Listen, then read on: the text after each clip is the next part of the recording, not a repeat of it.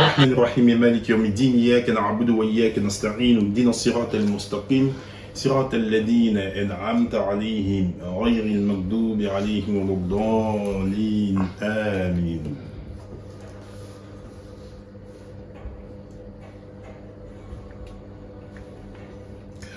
Au nom de Dieu, celui qui fait miséricorde, le tout miséricordieux, que la paix et la bénédiction d'Allah subhanahu wa ta'ala soient sur le sceau des prophètes, le codex de l'organigramme céleste, Mohammed sallallahu alayhi wa sallam, sur sa noble famille, ses fidèles et inséparables compagnons et tous ceux et celles qui s'évertueront à le suivre jusqu'au jour de la décision.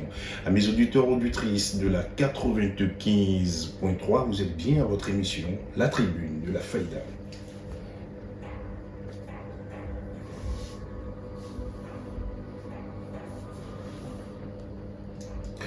Alhamdulillahi Rabbil Alamin, au microphone Souleymane Sangari, la mise en onde est assurée par Moussa Vaillé. Je reçois une fois de plus pour vous Cheikh Chérif Mar Abdelaziz. Cheikh, salam alaikum. Wa alaykum assalam wa rahmatullahi ta'ala wa barakatuh. Avec lui, nous allons parler d'un thème extrêmement intéressant parce que le Cheikh nous revient du Maroc, plus précisément à Marrakech, où il a participé à un colloque organisé par la fondation Mohamed VI, effectivement, au cours de ce colloque, dont le thème est les normes de la fatwa islamique. Donc nous aurons des échanges avec le Chérif Mar Abdelaziz sur tout ce qui a été dit, les tenants, les aboutissants, concernant cette thématique, les thèmes de la fatwa, Inch'Allah, les normes de la fatwa islamique.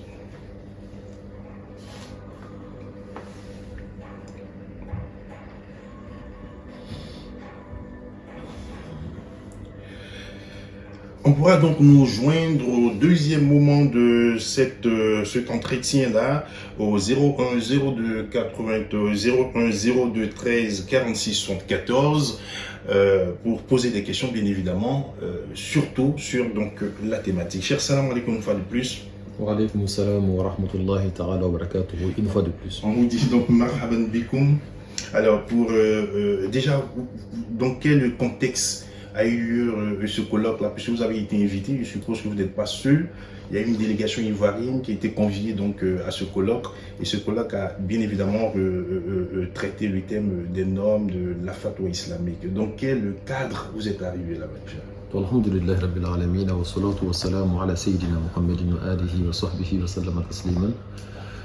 Je voudrais d'abord rendre grâce à Allah subhanahu wa ta'ala et bénir le prophète Mohammed sallallahu alayhi wa sallam.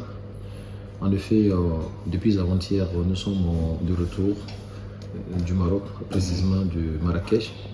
Alors, cette ville qui est très belle, qui a la couleur ogre, donc qui est attirée par les touristes qui viennent de partout.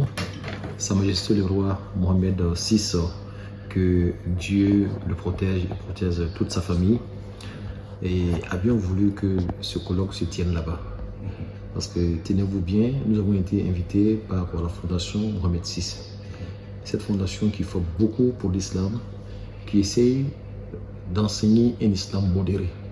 Un islam qui permet aux musulmans de se fréquenter, de se connaître, même s'ils ne sont pas du même bord, afin de vivre ensemble dans la paix, dans l'amour surtout. Alors donc, ce n'était pas la première fois que nous avons, au nom de la fondation Mohamed VI.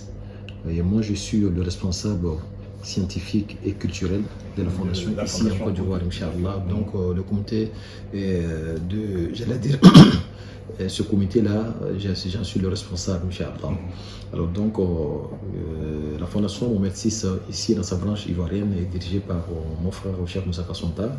Alors donc chaque année, quand il y a des colloques ou quand il y a des formations, nous sommes conviés.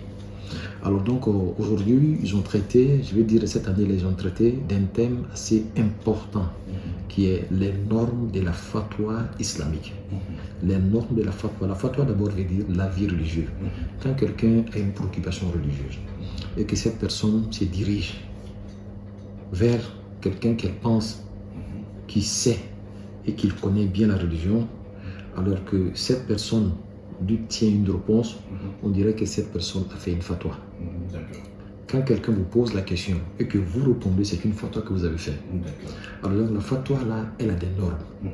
Et celui qui donne cette réponse s'appelle le mufti. C'est vrai que dans les pays, il peut y avoir plusieurs muftis. Alors même si on ne lui a pas donné le nom de mufti, d'une certaine manière, il a fait ce qu'on appelle al-iftao. Alors donc il a donné l'avis religieux. Et cet avis religieux ne provient pas de lui, soit il a tiré du Coran ou de la tradition du prophète Mohammed sallallahu alayhi wa sallam. Alors donc cela obéit à des normes. D'accord. Avant même de rentrer dans le vif du sujet, je voudrais savoir, est-ce qu'il y a des raisons qui ont motivé le choix du thème? Est-ce que les normes, aujourd'hui parler des normes de la fatwa islamique obéit en fait à un contexte bien précis? En effet, effectivement, quand vous regardez aujourd'hui le monde islamique, et vous voyez ce que nous appelons aujourd'hui les radicaux musulmans, le djihadisme et toutes ces pensées-là qui aujourd'hui ont fait fuir des personnes de cette belle religion. Alors un beau mot tel que le mot djihad, aujourd'hui tout le monde a peur de ce mot-là. Parce que quand on entend le mot djihadisme, automatiquement on voit derrière cela des poseurs de bombes. Alors l'être humain, le connaissant très bien, il n'agit qu'à partir de sa pensée. Et la pensée, il la reçoit de quelque part ou il la prend de quelque part. Alors quand quelqu'un a une préoccupation religieuse et qu'elle se dirige vers son imam en qui il a confiance, alors cette personne est prête à appliquer ce que cet imam lui dira. Alors l'imam doit faire beaucoup attention parce qu'il est en train de conditionner la vie de cette personne-là. Si la réponse que l'imam lui donne n'obéit pas à certaines normes, il peut radicaliser la personne en fonction de la réponse. Il peut le faire dérailler de la bonne compréhension de la religion.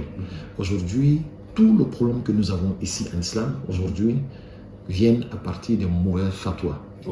Alors des mauvaises fatwas. Donc pour cela, il faut créer des normes. Les normes avaient déjà existé depuis le temps du prophète Mohammed sallallahu alayhi wa sallam. Il faut le faire ressortir afin d'éviter.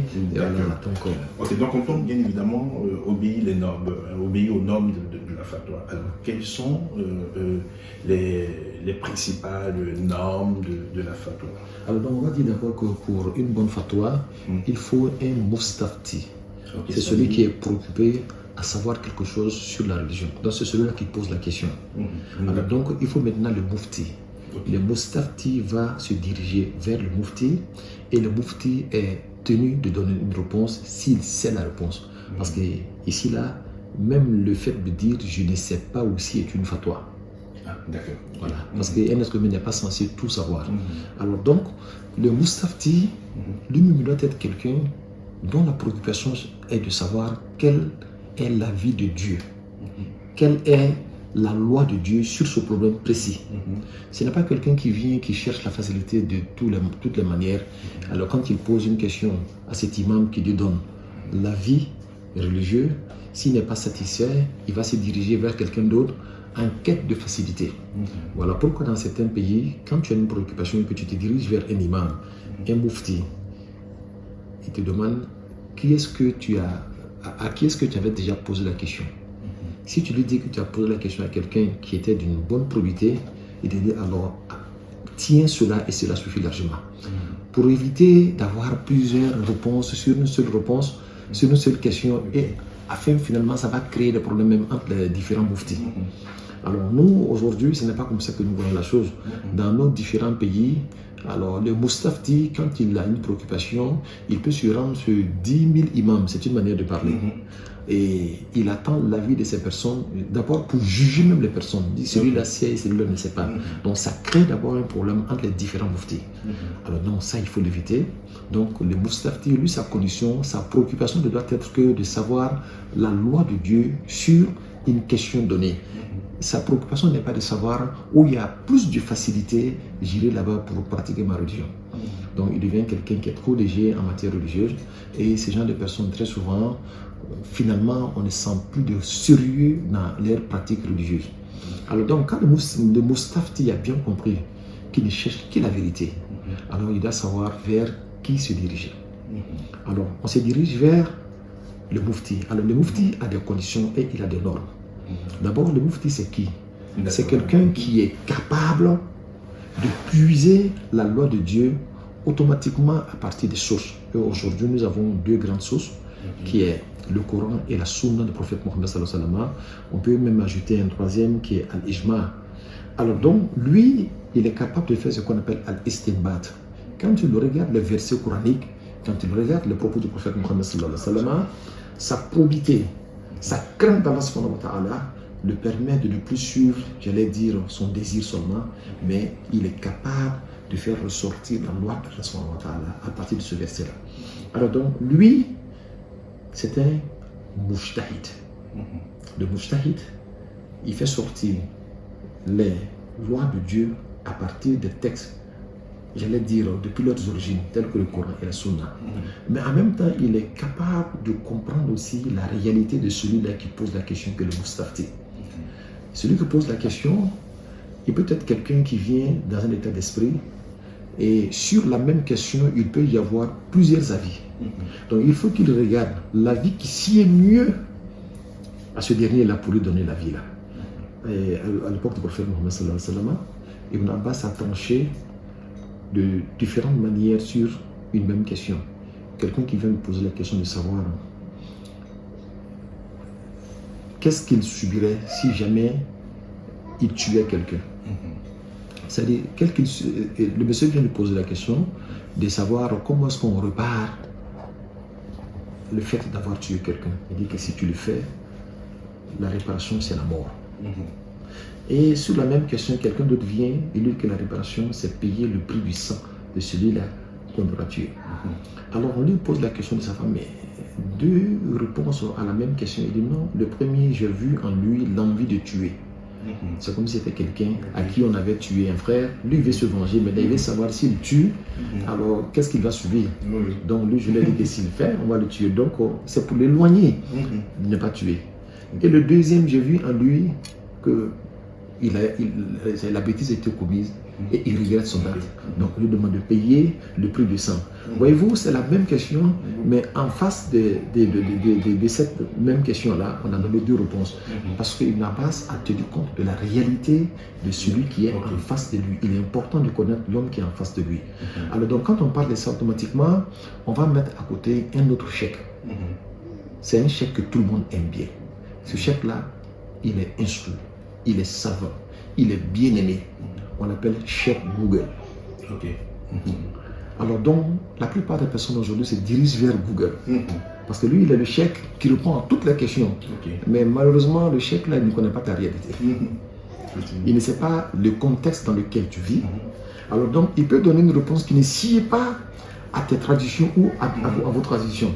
Alors que le mufti est censé tenir compte de la réalité de la personne, de son environnement, même de sa tradition. En langue arabe, on appelle ça al-urf. Il faut qu'il tienne compte de ta tradition. Et donc, c'est en fonction de tout ça qu'il peut donner la bonne réponse. Mais lui-même doit être quelqu'un qui est versé dans la culture islamique. Il connaît bien le Coran. Il connaît bien le hadith du prophète Mohammed sallallahu alayhi wa sallam. Mais malgré tout ça, il est pieux. Parce que Dieu dit dans le Coran, Fas'alu ahla dhikri in kuntum la ta'lamun. Interrogez ceux qui savent si vous ne savez pas. Et Dieu a utilisé le mot ahl zikr. Parce que ce n'est pas tous ceux qui savent qui sont ahl zikr. Ahl zikr, c'est celui qui sait, mais dont la connaissance est liée à la crainte d'Allah subhanahu wa ta'ala. Donc on sait que celui-là ne dira pas d'un avis simplement parce qu'il sait, mais il va tenir compte de la crainte d'Allah, donc de la loi de Dieu pour te dire la vérité, et rien que la vérité. Alors donc quand c'est ainsi, alors ça lui permet de te dire la loi d'Allah subhanahu wa ta'ala, parce qu'on va se rappeler celui qui avait tué 99 personnes. Alors il s'est rendu chez le premier alim, celui-là lui a dit que tu n'as pas de repentir après avoir tué 99 personnes. Alors donc il n'a pas tenu compte de la réalité de ce dernier, mais qu'est-ce qu'il a fait? Il a complété à la 100e personne, il a tué. Effectivement. Donc il allait chez un autre alim, c'est celui-là qui lui a dit que pourquoi Dieu n'accepterait point ton repentir. Donc il a non seulement accepté son repentir, mais il a dirigé vers un pays où il peut vivre sa foi là-bas. Alors donc on voit deux types de mufti. L'autre n'a pas tenu compte de la réalité de son environnement et il a fait la fatwa et lui-même il a laissé sa vie dedans. Alors donc c'est tout ça qui sont des normes. Il faut que le mufti, le alim en ce moment-là, puisse vraiment comprendre tout ça là. Ce n'est pas seulement parce que je sais, mais je dois avoir la crainte de Dieu et je dois tenir compte de celui qui est en face de moi. Je dois tenir compte de son contexte, de son environnement et même de ses traditions. Ok. Alors, cher, beaucoup de choses ont été dites. Est-ce que ça ne va pas poser un sérieux problème sur la nature même du moufti? Parce qu'on revient là-dessus. Alors, du moment où en islam, il n'y a pas de clergé, c'est-à-dire que pour des grandes questions sur l'islam, on désigne, on pensait que c'était comme ça, c'est-à-dire qu'on avait, on peut dire en Côte d'Ivoire, par exemple, on a 3 grands mouftis qu'on désigne. Quand il y a des grandes questions de préoccupation islamique, c'est vers ces personnes-là. Alors, par rapport à ce que vous êtes en train de nous dire, apparemment, tout le monde peut s'improviser moufti. Ça ne va pas créer du désordre. Justement, c'est ce qu'il faut éviter. Alors, dans les pays qui sont organisés, il y a un conseil de l'Iftar et un conseil national de la Iftar. Alors donc, ce sont plusieurs éléments qui se retrouvent là-bas, qui sont tous versés dans les sciences religieuses et qui reçoivent les questions des musulmans et qui analysent ces questions-là et après avoir tenu compte du contexte, donnent la réponse adéquate. On ne laisse pas tout le monde devenir moufti comme on le voit ici en Côte d'Ivoire. Non, non, non. On crée un conseil national avant de faire la fatwa. Et je pense qu'aujourd'hui, la Côte d'Ivoire en a besoin. Parce que les mouftis, les soi-disant mouftis, ont radicalisé, ont créé le djihadisme, ont créé, parce qu'il y en a qui passent le temps à pointer d'autres personnes en disant que ce sont des kafirs, qu'on appelle les takfiriyin. C'est à cause d'eux que certains jeunes ont pris des armes. Mais pour tuer qui? Pour tuer leurs propres frères musulmans. Aller jeter des bombes dans des mosquées. Mais ça part d'où? Ça part de la pensée qu'ils ont reçue de leur imam. Alors, pour mettre fin à tout ça, il faut organiser l'iftar. Donc, il faut créer ce qu'on appelle Al-Majlisu Al-Watani Lil-Iftar. Donc, si on a pu le faire ici en Côte d'Ivoire, ça va nous aider. On aura une subdirection là où tout le monde se rend compte qu'il a une préoccupation religieuse. D'accord. En fait, des préoccupations, donc, je vais dire autour desquelles le thème, les normes de la fatwa islamique ont été... Alors, on parle de fatwa islamique. Est-ce que il y a des fatwas qui ne sont pas islamiques? Effectivement, et tout va déboucher vers la voie qui mène à Allah subhanahu wa ta'ala. Dans un conseil, j'allais dire, national de l'Iftar, ce n'est pas seulement des religieux qui vont siéger là-bas. Il y a des questions qui sont liées, peut-être même à la médecine, à l'économie, tout ça là. Il faut l'avis de toutes ces personnes-là. C'est au vu de tout ça que le moufti, qui doit donner l'avis religieux, tiendra compte de tous ces avis avant de dire voilà ce que Dieu veut de ça, parce qu'on aura fait un rapprochement vis-à-vis de ceci ou vis-à-vis de cela pour faire l'iftar. Alors donc c'est un grand conseil qui doit tenir compte de toutes ces compétences-là pour pouvoir donner une bonne fatwa. D'accord. Amis auditeurs auditrices de la 95.3 Radio El Faïda, vous nous suivez donc dans votre émission La Tribune de la Faïda. Aujourd'hui, on parle d'un thème purement de la charia. On a l'habitude d'aborder des thématiques purement spirituelles. Il s'agit donc des normes de la fatwa islamique. Il est pratiquement 21h. On fait une pause et on revient tout à l'heure, Inch'Allah, avec la régie. Je tiens à préciser qu'aujourd'hui, on parle donc des normes de la fatwa islamique avec Cheikh Cherif Oumar Abdelaziz, colloque tenu donc au Maroc, à Marrakech, au cours de laquelle un ensemble d'oulémas ont statué là-dessus. Et avec le Cheikh, on fait un compte-rendu de cette activité, mais on échange pour mieux comprendre alors toutes les questions qui sont autour donc des normes de la fatwa islamique, Inch'Allah. Alors, je tiens à préciser qu'on peut nous joindre. Il faudrait que les questions soient liées donc à cette thématique-là au 01 02 13 46 74, au 01 02 13 46 74. Alors, cher, alors on poursuit toujours. Est-ce que toute question ou tout avis d'un imam est appelé fatwa? Alors, je voudrais dire haut et fort, tout avis donné au nom de Dieu et au nom de sa religion est une fatwa. Voilà pourquoi il faut faire beaucoup attention. Et même dire que je ne sais pas aussi est une fatwa. Regardez au temps du prophète Mohammed sallallahu alayhi wa sallam, quand les gens se dirigeaient vers les compagnons du prophète sallallahu alayhi wa sallam, ils avaient 3 positions. Soit il dit je ne sais pas, ou bien il vous dit attendez, je vais encore bien fouiller pour voir la réponse adéquate. Et ce n'est pas du tout humiliant pour un sage, pour un membre de dire ah attends, je vais bien regarder avant de donner la réponse. Ou bien il vous dirige vers quelqu'un qui sait mieux que lui. Il dit ah non, ça c'est la spécialité d'un tel, va le voir, lui il pourra te donner la réponse adéquate. Malheureusement pour nous aujourd'hui, quand quelqu'un est élevé dans la société comme étant un grand imam, il pense que cela veut dire qu'il sait tout. Il pense que cela veut dire qu'il sait tout. Donc même quand on lui pose des questions dont il ignore les réponses, il se sent obligé d'imaginer des réponses. Et le prophète Mohammed sallallahu alayhi wa sallam disait Man kazaba alayya muta'ammidan falyatabawwa maq'adahu min an-nar. Celui qui ment sciemment sur moi, alors qu'il se réserve sa place dans l'enfer. Voilà pourquoi c'est très dangereux la fatwa. L'imam lui-même, quand il comprend le danger autour de la fatwa, il doit faire beaucoup attention avant de donner une fatwa. Et il faut savoir très bien vers qui se diriger. Pas chez un alim, mais pervers. Et le prophète disait comme ça, Inna hazal ilma dinun fanzuru amman ta'khuzuna dinakum. Il dit ce savoir-là représente la religion. Alors donc, n'allez pas prendre votre religion chez n'importe qui. C'est un savoir, mais qui représente la religion. Parce que le savoir religieux, c'est quoi? C'est Dieu a dit, son messager a dit.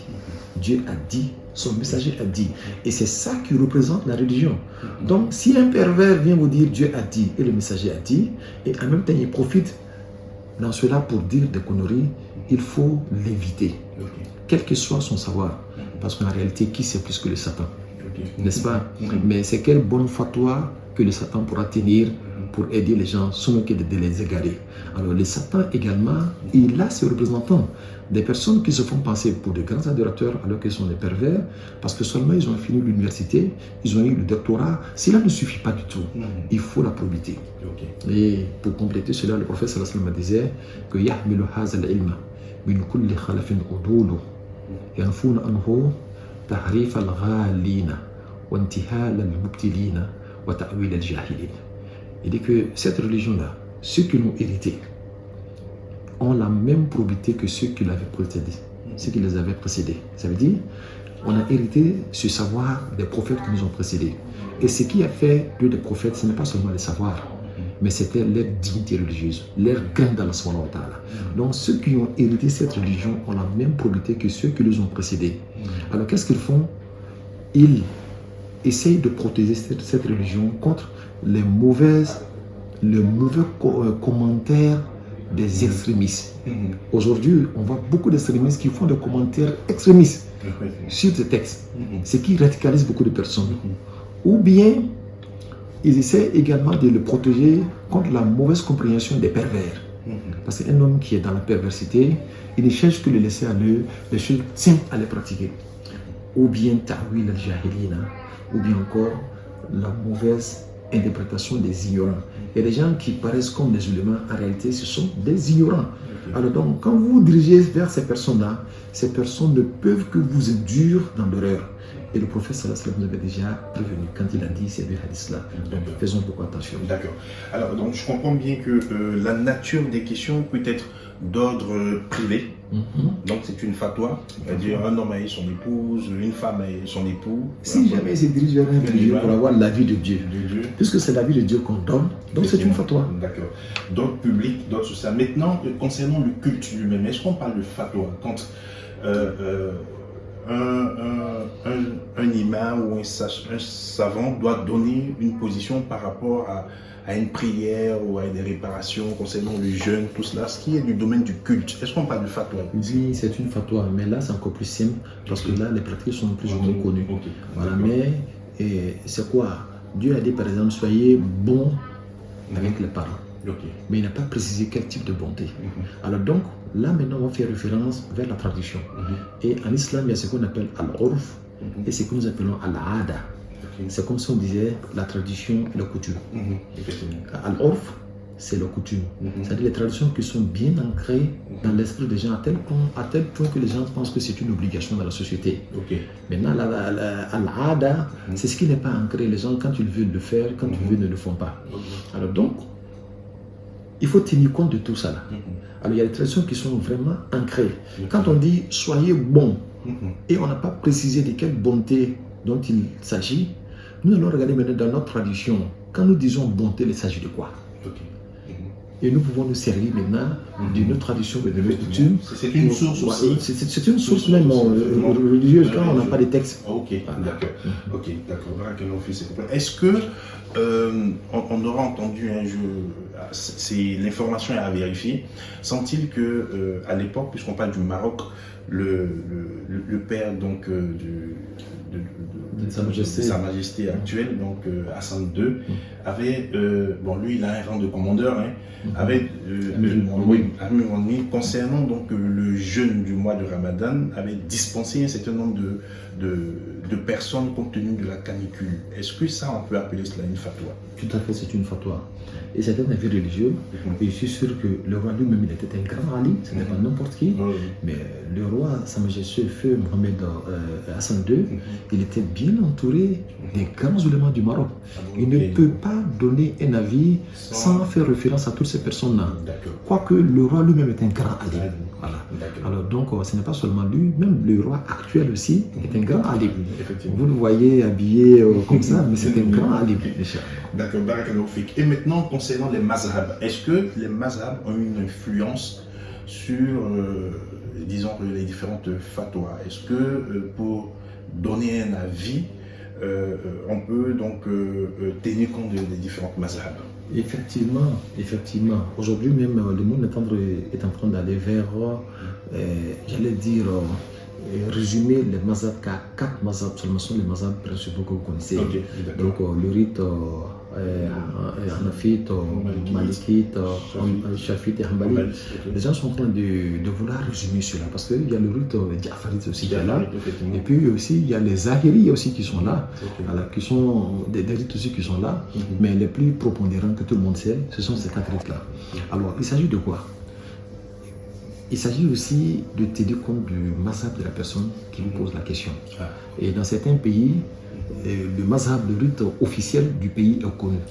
Malheureusement, nos pays là sont très jeunes par rapport même aux questions religieuses. Tout le monde est libre ici de pratiquer le rite qu'il veut. Quoique le rite traditionnel ici en Afrique subsaharienne, c'est le rite malikite. Voilà. Mais il y a ce qu'il faut éviter aussi, c'est à Tamazrou. Dire que tant que moi, mon imam n'a pas dit cela, alors je ne suis pas l'avis des autres mazhab. Ça aussi, c'est interdit. Parce qu'en réalité, si un hadith est authentique, c'est là le mazhab des musulmans. Si ce que l'imam Hanbal a dit est vrai, n'est-ce pas? Alors, ça veut dire que ce qu'il a dit provient du prophète Mohammed sallallahu alayhi wa sallam. C'est un avis. Quelqu'un qui est dans la Malikiya peut profiter de cela, puisqu'il ne cherche pas à suivre Imam Malik ou Imam Hanbali. C'est le prophète Mohammed sallallahu alayhi wa sallam qu'il veut suivre. Et toutes ces personnes-là s'expriment au nom du prophète Mohammed sallallahu alayhi wa sallam. Mais il faut avoir la capacité de pouvoir puiser dans ces mazhab-là. Voilà pourquoi il y a 2 grands mujtahid. Le mujtahid, c'est celui-là qui est capable de puiser directement dans le livre sacré et dans les propos du prophète Mohammed sallallahu alayhi wa sallam, tel que l'imam Malik, tel que l'imam Shafi, tel que l'imam Abu Hanifa et Ahmed, ainsi que d'autres personnes. Mais il y a quelqu'un d'autre, lui, il n'a pas la capacité intellectuelle. Mais lui, il a étudié un mazhab, donc un rite. Il est capable de puiser dans son rite. Parce que tout le monde n'est même pas capable de puiser dans le rite. Donc l'autre, on appelle al-mujtahid al-mutlaq, c'est-à-dire le mujtahid absolu. Mais ce dernier, lui, il est al-mujtahid al-mazhabi. Lui, il est le mujtahid dans un mazhab donné. Tous ces deux-là ont la capacité de faire al-iftar, de donner une fatwa. Alors, donc c'est important. D'accord, Est-ce que des oulémas peuvent lever, puisque là, actuellement, on entend parler d'un conseil, je ne sais pas si le conseil n'est peut-être pas encore créé. Le COSI, moi, avec le CODIS, sont en train de voir cela. D'accord. Donc, on fait une fusion et ce sera pour le bonheur des musulmans. Des bonnes fatwas, des fausses fatwas. Est-ce qu'il y a des conditions de lever? Est-ce qu'on peut aller contre l'avis? Quelles sont les conditions pour pouvoir si quelqu'un fait une fatwa qui n'obéit pas aux normes, donc si nous avons un conseil religieux de la fatwa, mais ce conseil peut donner un avis contraire, dit que la première fatwa qui a été dite par un tel ou tel n'a pas respecté les normes. C'est pas ce que Dieu veut dire, surtout si cette fatwa peut créer des problèmes dans la société. Pour donner l'idée, c'est-à-dire l'avis adéquat pour le bien-être des musulmans dans le pays ou bien des habitants du pays. Et cela est tout à fait normal. D'accord, D'accord, ça c'est véritablement intéressant, cher. Alors, donc, comme on le disait, concernant donc les normes de la fatwa au niveau, au-delà du Coran, de la sunna du prophète Mohammed sallallahu alayhi wa sallam, de la culture, c'est-à-dire des contextes, est-ce qu'il y a d'autres éléments qui ont été relevés au niveau des normes C'est ce que j'ai dit, il y a la tradition et la coutume. Parce que quand il y a des textes... Je lui dis au-delà, c'est-à-dire quelqu'un par exemple qui ne vit pas dans une société ne peut pas donc donner une fatwa dans cette contrée-là. Je suppose qu'on reçoit une fatwa qui vient peut-être directement de l'Arabie Saoudite concernant un événement national. Il peut y avoir certaines fatwas, telles que par exemple l'apparition de la Lune. Mais ça n'a pas beaucoup d'incidence sociale dans nos différentes sociétés. On a vu certaines personnes qui s'alignent sur l'Arabie Saoudite par rapport à l'apparition du croissant lunaire. Ça n'a pas de véritable incident dans le pays. Et puis souvent, ça se rapproche vraiment de la vérité. Donc, quand nous avons... pour le causing concernant pour Zulhijjah, pour éviter que par moment on ait deux jours d'Arafat. Je crois qu'il y a eu un ajustement à ce niveau, on s'aligne directement. Ça a été une très bonne idée. Inch'Allah. On tire le chapeau pour le causing. Et pour tout ça, on appelle ça donc une fatwa. En fait, ils se sont réunis sur l'Arabie Saoudite pour qu'il n'y ait qu'un seul jour d'Arafat chez nous, ici en Côte d'Ivoire. Parce que dans les mosquées aujourd'hui en Côte d'Ivoire, le jour d'Arafat est un jour spécial de culte. Les mosquées sont remplies, les gens jeûnent, tout ça là. Mais imaginez-vous, si on veut se référer seulement qu'à l'apparition du croissant lunaire, on risque d'avoir un jour d'Arafat qui n'est pas conforme au jour d'Arafat de la Mecque. Effectivement, et on constate ça véritablement. Alors que Dieu nous aide et qu'il nous donne. Alors, comme je le disais tout à l'heure, au-delà de ces éléments, est-ce qu'il y a d'autres sources, d'autres normes de la fatwa? Il y a beaucoup de normes, mais ce que j'ai dit là sont les plus importantes. Alors, est-ce qu'au cours du colloque, il y a eu des cas pratiques de fatwa que les gens ont mis en exergue et puis essayer de commenter cela? On avait une fatwa qui a été prise contre le célèbre écrivain Salman Rushdie. Est-ce que ça a été évoqué ou bien il y a des fatwas qui ont été évoquées et vous avez discuté? En effet, ce n'est que le début d'un travail. D'accord. Duré dans l'espace et dans le temps. Nous l'avons commencé au Maroc, mais je pense que ça va se tenter dans d'autres pays. Et peut-être qu'au cours de ces différentes manifestations, on pourra soulever des cas pratiques pour que l'islam et les musulmans puissent se pencher spécialement sur ces questions-là. Alors donc on était là pour juste parler des normes, mais on n'a pas pris de cas spécifiques. Effectivement, on était simple dans les généralités. Alors, dans ce colloque, il s'agit de tous les pays sud-africains, enfin il s'agit de tous ces pays-là qui se reconnaissent dans la fondation Mohamed VI. Alors cette grande fondation qui fait beaucoup pour les musulmans, grâce à sa majesté, le rang Mohamed VI, Amir al-Mu'minin, le commandeur de Coran. D'accord. Donc au sortir de ce colloque, qu'est-ce qui vous a été demandé concernant la Côte d'Ivoire ici? Qu'est-ce qu'il faut faire exactement? Alors des résolutions ont été tenues, Inch'Allah. Ce n'est pas spécifique pour un pays. Alors donc nous avons des textes avec nous, Inch'Allah. Et quand nous allons revenir, donc nous sommes déjà là en Côte d'Ivoire, la fondation va se pencher sur ces textes-là, sur ces résolutions, et nous allons, Inch'Allah, en faire un bon usage. D'accord, on pourra peut-être recevoir ici quelques membres de la fondation pour pouvoir échanger. Tout à fait. Déjà que je suis membre de la fondation. Effectivement, des débats autour des normes. Alors, est-ce que, bon, c'est vrai, on est resté dans des normes, est-ce qu'il y a eu quelques exemples où on a dit qu'il y a une fatwa qui était contraire, par exemple, aux lois d'un pays, parce qu'une fatwa islamique peut aller à l'encontre d'une décision ou d'une loi islamique, républicaine. Est-ce qu'il y a eu ce genre de cas? Non, en réalité, effectivement, si la fatwa est bien organisée, il y a de fortes chances que la fatwa travaille avec les lois de ce pays ou de son pays. Alors pour éviter ce genre de problème, voilà pourquoi il faut organiser la fatwa dans un pays.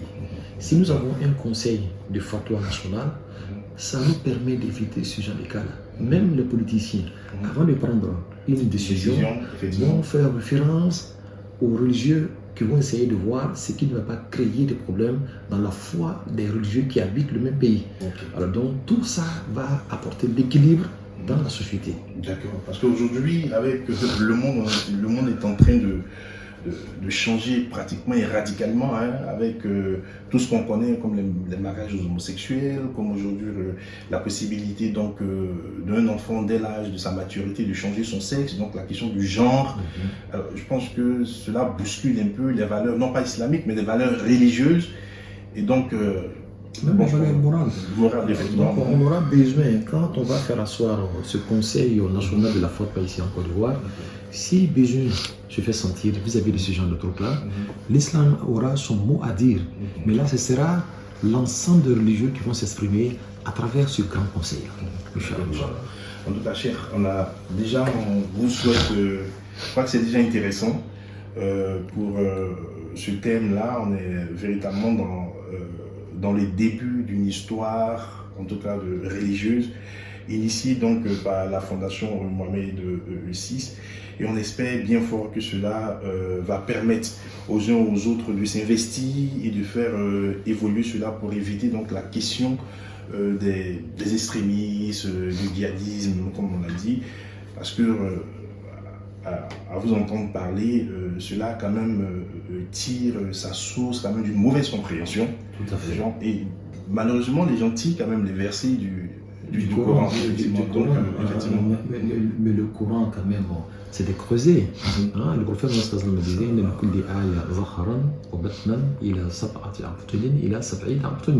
chaque verset a un aspect apparent et un autre aspect caché, jusqu'à 7 aspects cachés, jusqu'à 70 aspects cachés.